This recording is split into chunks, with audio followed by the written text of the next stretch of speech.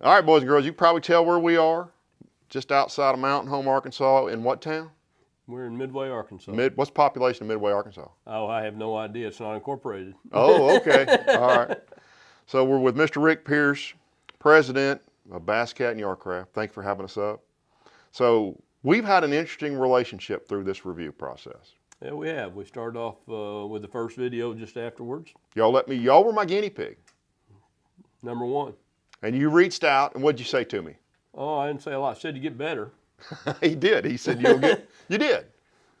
You said that I had stuff to learn, but I would get better as I went through this process. And I know I got grilled on all the Bass Cat forums because Bass Cat customers are fanatics. Yeah, a lot of people think they're a clique. You know, back in the J.D. Power days, this is some pretty interesting stuff. And with J.D. Power, we had several years of good data.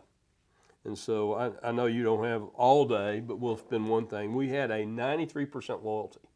And we resold 73%, 20% were attrition. Of the 7% we lost, 4% came back and bought the boat again. So they went somewhere else. Came back. And came back. Yeah, we got back over half we lost. Yeah. So back in those days, and that's still there. Those people are they're more passionate about the brand than any of us. Yeah. I mean, it's just like the staff here, my staff, the staff that we've got. When I say mine, it's our staff. They're just amazing people, and they feel worse when somebody hammers us than I do, you know. You know, it's interesting. We walked through the factory, guys, walking over here, and every single person you walk past, you said hello to by name. Well, several, yeah. No, I noticed it. Every single person you said hello to by name, and you got a couple hundred people here. Yes, we do. Yeah, that's neat, and that tells me that you're not sitting in an office somewhere, you know, looking at inventory sheets. You're out in the factory talking to your guys, watching what's going on. We watch a lot of what's going on. We try to know our people. Yeah, that's cool. Having run a business, that's hard to do because at 50 people, I was having a hard time keeping up with people. So yeah, it becomes more challenging with new staff and the turnover rate we're all facing today. Yeah. And so it becomes a lot more challenging. So the guys grilled me, and I think they grilled me. So my first boat, guys, if you didn't see that review, I'll post it right there. The first review we did was the Puma Hybrid. Oh, yeah. Which was a boat that was completely different than anything you'd ever built before. Well, the hull was. Yeah, the hull, right. The hull was something, that was a long process. And you know some of the story, and there's been a couple of other articles done about the story. And it was a process that took a lot of time. And it was very difficult to bring it forward. And finally, we had so much invested in it, we needed to make a decision. We made the decision to go forward. We've done very well with the hull, better than even I thought we'd do with Really? it. Oh, yeah. I thought it was a small niche, and there's another company that's done something with that, and their overall production right now of that brand is less than we're building in that hull a year. Yeah. So we've done good with it. You know, and it's got a ride similar to a Champion. Very close. Right?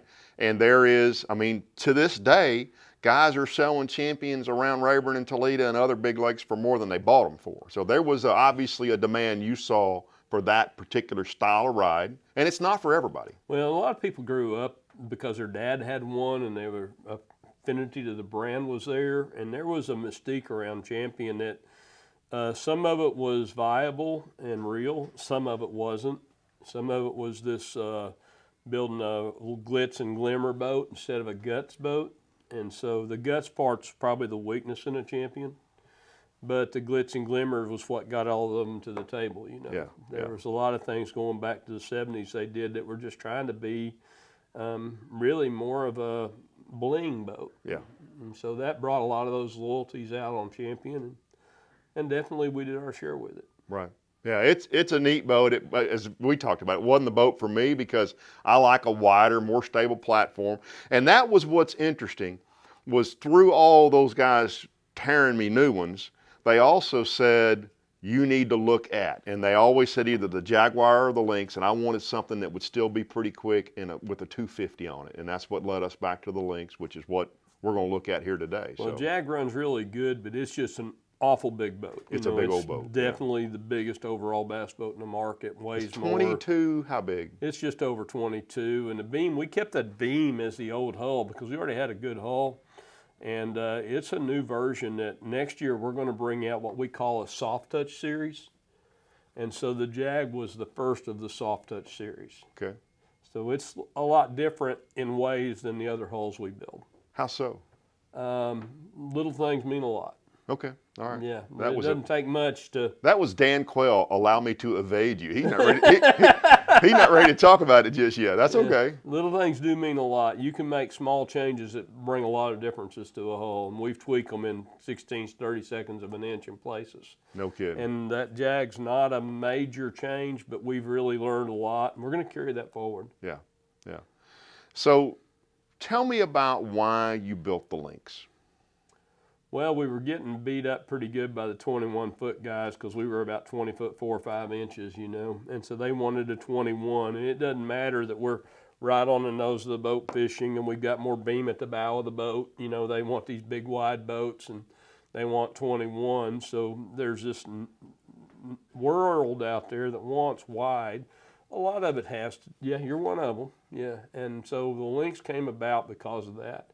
And then it gets into nothing that Rick does, and I'll just say Rick, and we're going to keep that forward because in Barton, our engineer, we're keeping that going, is nothing's in the box.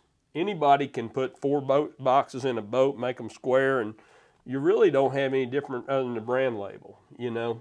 And in today's world, a lot of them are even running very similar hulls. And so that was my experience.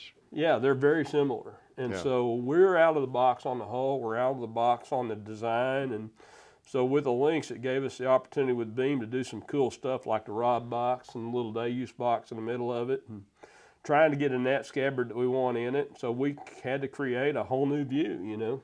So it's interesting to me that when you built that wider body, and by the way, guys, so I know most of y'all have watched all these videos. We're talking inches, right?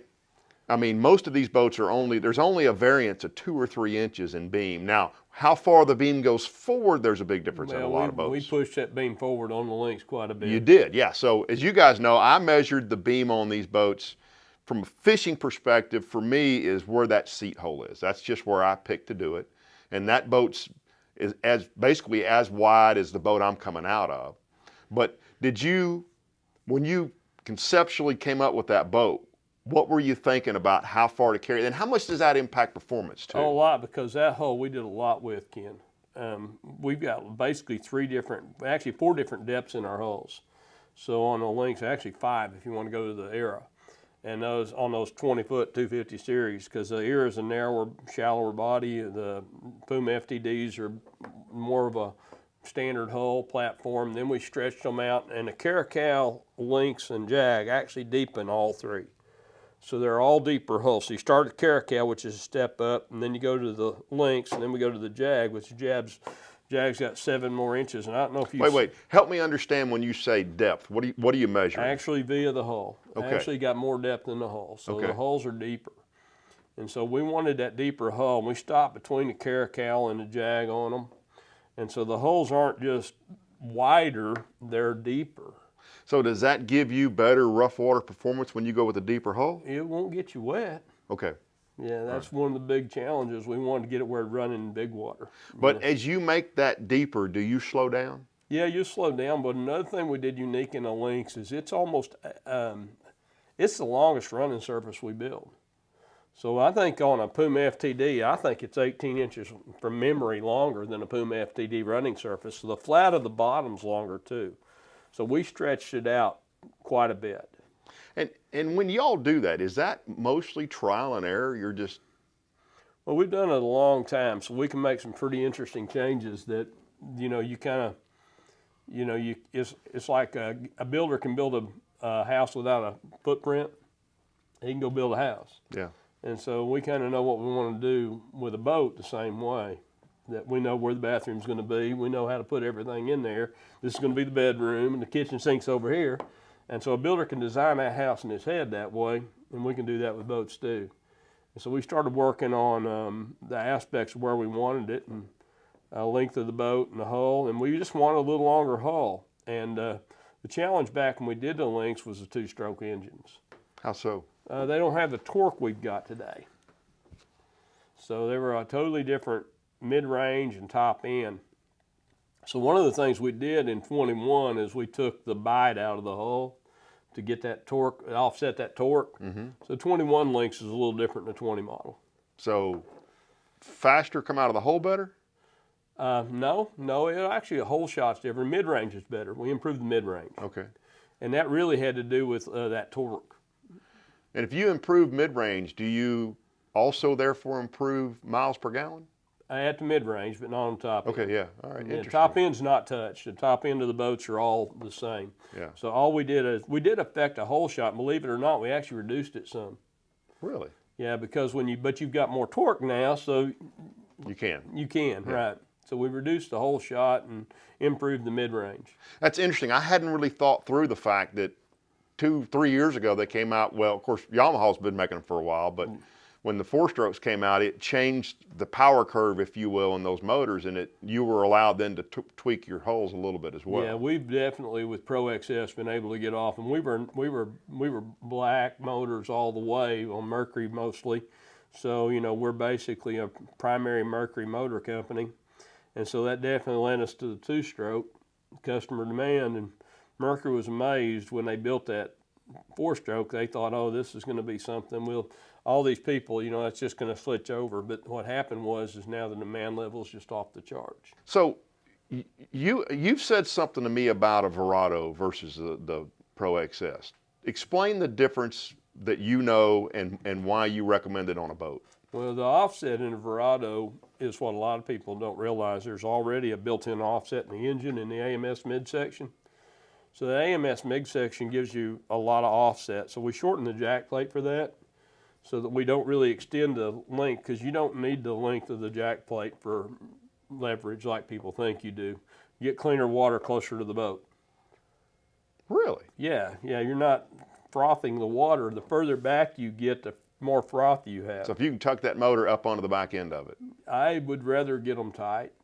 Interesting. It's a reverse to what people think, because my water's higher quality. So I get better performance, but we offset that in that jack plate. But the other thing about a Verado is you've got the power steering and the offset. And the way the steering works is different, because on yours, your steering works basically on a standard engine, like a Yamaha or any of them. The engine pivots over behind the midsection. Okay. So the midsection doesn't move where the saddle is on the engine, what we call the saddle and the J brackets. They're stationary and the engine moves behind it. Okay. With Verado, the midsection moves. So the steering and handling is totally different. Now I got to go look at a Verado and see that. Yeah, it moves over to a center pivot point, so it changes entirely. And the steering's just phenomenal experience. So when you look at a Verado, the Jaguar Verado combination is just an awesome setup. No kid. And the Verado's a little heavier, isn't it? Verados do way more. That midsection's heavy, even on the V8 model. But that 300 V-Rod's an awful good customer user experience. Interesting. And it works well on that Jag. So for us as a company, when you start going into that caliber of a $100,000 boat, I want that customer user experience to be the deal. Off the charts, yeah. You bet. So I would love it if we'd get a Pro XS and a Verado. So you mentioned jack plates. So you limit the length of the jack plate allowed on your boats. 8 inches. Why? Well, the water's cleaner closer to the boat. It just tends to get us away from steering conflicts when you trim up, because a lot of the steerings, you have to have room for all the steering to clear going into splash wells and back of boats. It gets you far enough off where a 6-inch doesn't quite. A 4-inch can get you inside of that window and bring you a little tighter. We've run several of them with 4-inch just on straight Pro XS. They run really good. So there's, every bass fisherman on every fishing forum in the country knows everything there is to know about bass boats. Oh, they're experts. And I'm as guilty as any of them, right? Yeah. Jackson's sitting back here laughing. You're probably one of those guys hiding on a fishing forum. I bet he doesn't use his real name on the fishing forum. So there has always been, Bass Cat doesn't allow a 10 or a 12-inch jack plate because it'll tear the transom of the motor up. Well, or the it transom of the extends boat up. leverage. It's like a fulcrum. That's the way to think about it. Sure, it's a seesaw, right? Yeah, it's a seesaw, and basically you extend that leverage so much. Another thing we do is we make about an 18-inch frame rail, 19-inch frame rail. So our plates are all longer, and that's so they fully support the engine to the transom. So the plate built into the transom? No, it's actually a plate on that backside. All of our jack plates are longer. Okay. So we buy our plates longer, and we actually use 6 bolts on most of them. Versus 4 everybody else uses. Everybody else uses 4. On all the big boats, there are 6 bolts. Now, on the small boats, we've got shorter transoms. We can't get the other 2 bolts in good, but we do use the long rail plate. And what that does, it keeps it from flexing over the middle of the transom. So your transom, if it's here, that transom can flex because the plate's only mounted to the top half. And most frame rails are only about 11 inches long on jack plates. So it's actually flexing the middle of the transom when it's running. No one's thought of that. I got it. Yeah. So that's why we build our plates full length rail. Interesting. So it doesn't change the performance, it changes the strength components of it. It just changes the strength. Interesting. And then your fulcrum, by keeping it under 8 inches or so, we keep it to 8 inches, and so our fulcrum's shorter. Back when the old Mercury Paralift came out, we did the engineering on that deal. That's the one that was the scissors, right? Right, we did a model on that, and it extended the transom from a straight bolt up to the top end 17 times. So you had 17 times the force on it in some conditions because of the length of the offset. So did you just say to me the pressure was a multiple of 17 over a standard straight jack bolt plate? up. A straight bolt up. You start ripping transoms out like crazy then. Yeah, there were a lot of problems with Paralifts. Yeah. And it wasn't the Paralift's fault. That was the design everybody wanted. And it went up, as you remember, it went up like this. But when it came down, it was way down here. And back then, there was a misnomer that goes back to the late 80s that everybody thought they needed to go higher on motors. So, guys, for you young guys, the Paralift was a jack plate. I'm going to get this not exactly right, but basically on 4 extensions that not only would raise and lower the motor, but it would move it further or closer to the transom. Well, basically, as it came up, it extended itself up in the air, and it actually came down flat out and then came up like this. Almost like a power pole does. Similar. Sort of. Well, it's just basically it's just a perpendicular lines is what it was, parallel lines, yeah. I remember, and you would know if this is true or not. Again, fishing for them. I remember a story, a guy said that they carried a bunch of boats to the lake with fixed jack plates versus that jack plate, and the fixed jack plates with faster. Any truth to that? I don't know that story, but I'm not surprised. Yeah. Fixed jack plates, most of the guys, the problem most guys have is when their thumbs or their fingers, and that is they're too fast on the trim and too fast on the plate. Everybody wants a fast jack plate and a fast trim. I want a slow jack plate and a slow trim. Why? Because people never give their whole time to develop.